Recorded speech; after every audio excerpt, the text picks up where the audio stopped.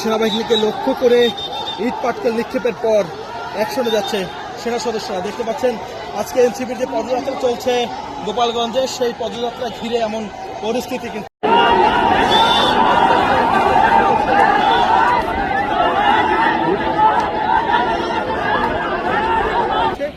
সেই সড়কেই কিন্তু আমরা এমন চিত্র লক্ষ্য করছি।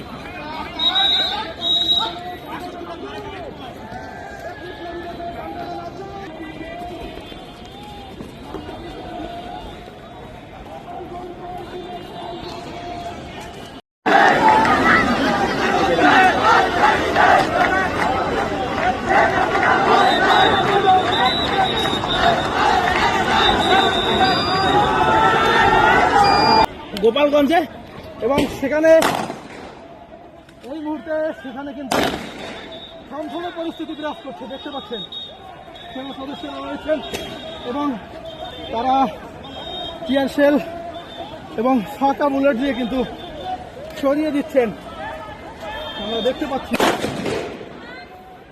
এই মুহূর্তে যুবলীগ, ছাত্রলীগ এবং আওয়ামী লীগের দুর্বৃত্তরা সেনা সদস্যদেরকে লক্ষ্য করে ইট পাটকেল নিক্ষেপ করে তাদেরকে শত্রু ভঙ্গ করছে।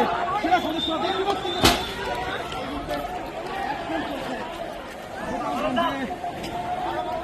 সেনাবাহিনীর যে অ্যাকশন, সেই অ্যাকশন আমরা দেখতে পাচ্ছি। গোপালগঞ্জের যে